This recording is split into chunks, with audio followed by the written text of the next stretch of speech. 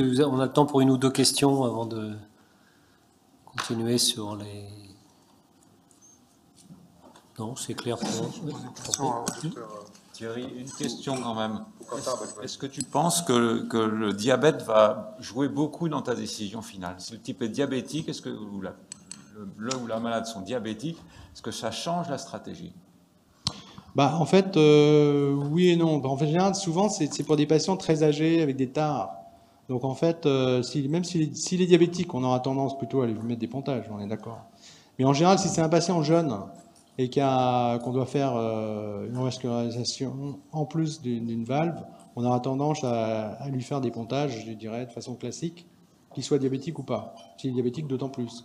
Mais si c'est par exemple quelqu'un qui a, je sais pas, 83 ans, 82 ans, et on doit lui faire, je dis pas la valve aortique parce que maintenant on lui fera un TAVI, mais une valve mitrale. Là, je dois opérer un monsieur, il faut lui faire, je crois, on l'a vu au staff, il faut lui faire 3 ou 4 pontages, c'est non dilatable ou vraiment pas très bien dilatable, et une valve mitrale. Bon, c'est vrai que ce monsieur, il est en parfait état général.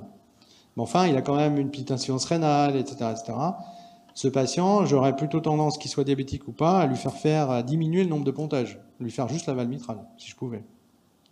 Donc la décision, je pense qu'elle est plus due au fait que c'est des comorbidités qui sont, outre le diabète, c'est l'âge, c'est l'insuffisance rénale, donc c'est plutôt dans diminuer le temps de clampage. Moi, je le vois plus comme ça.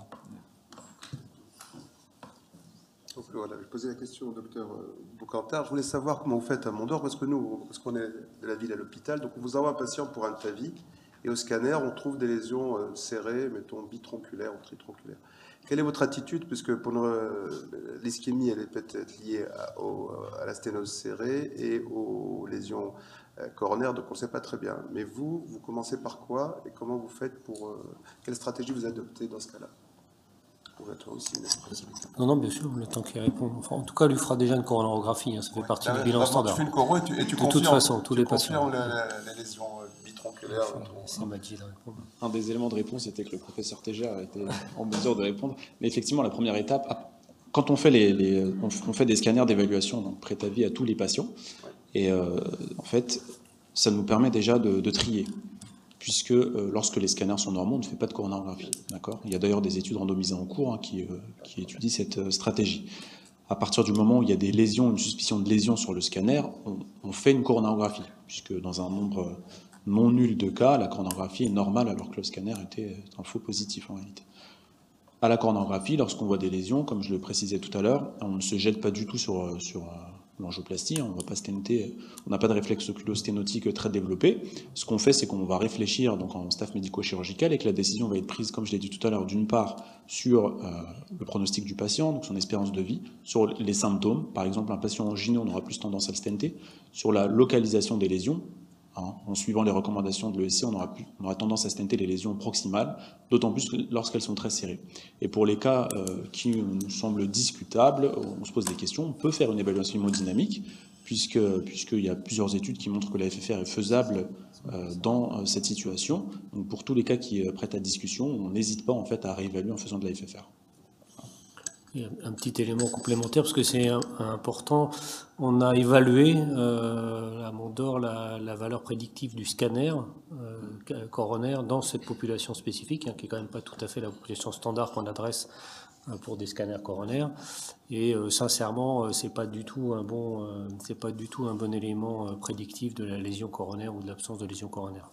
Alors quand les scanners sont normaux, c'est quand même exceptionnel dans ces populations de 80 ans et plus calcifiées.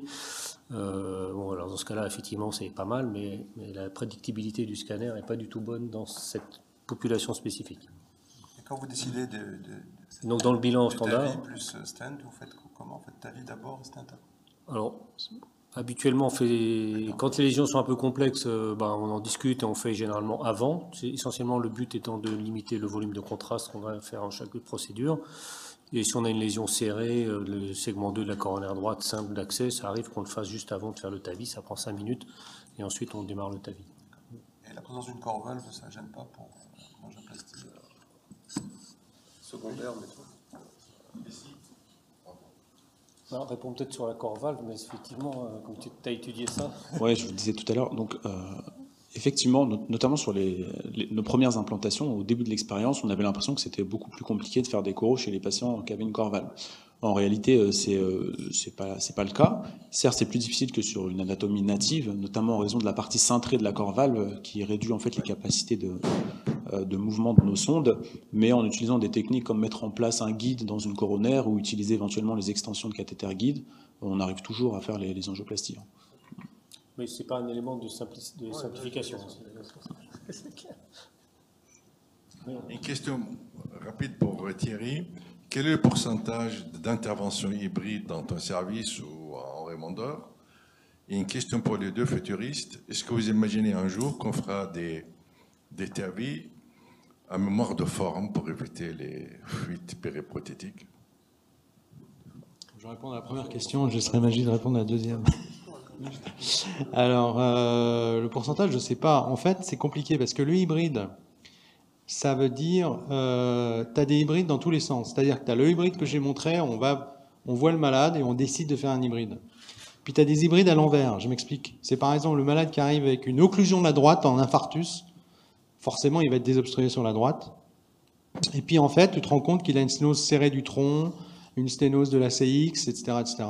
Et on le discute au staff avant de partir, avant que le patient parte, et on dit, bah non, ce malade, finalement, on va l'opérer secondairement. Tu vois, donc c'est quand même une stratégie hybride, en fait, mais a posteriori. Donc, pour répondre à ta question, moi, je vais juste répondre à la question chez moi, dans mon expérience Thierry Foliguet, qu'elle soit dans les différents hôpitaux où j'ai été, je dirais que c'est pas tant que ça, en fait. C'est, je sais pas, moins de 10% des malades, quoi. Peut-être 5% des malades, en fait. Voilà. Je ne sais pas ce que Emmanuel en pense. Oui, c'est quelques cas chaque année. C'est pas, voilà. On n'a pas d'algorithme décisionnel précis. Ça se discute au cas par cas. Je dirais que c'est quelques malades par an, quoi. Je te laisse répondre à La deuxième question. Alors, la deuxième question, c'était prothèse à mémoire de forme, c'est ça? Prothèse à mémoire de forme pour éviter le fuite périprothétique, par exemple. D'accord. Question très intéressante. Si l'objectif est de diminuer les fuites pré-prothétiques, il faut savoir que les dernières générations de prothèses actuellement utilisées, avec ces prothèses-là, on a très très peu de fuites. Ensuite, les prothèses auto-expandables, ce sont des prothèses en nitinol qui ont la capacité de se conformer à l'anatomie. Je pense que ça existe déjà.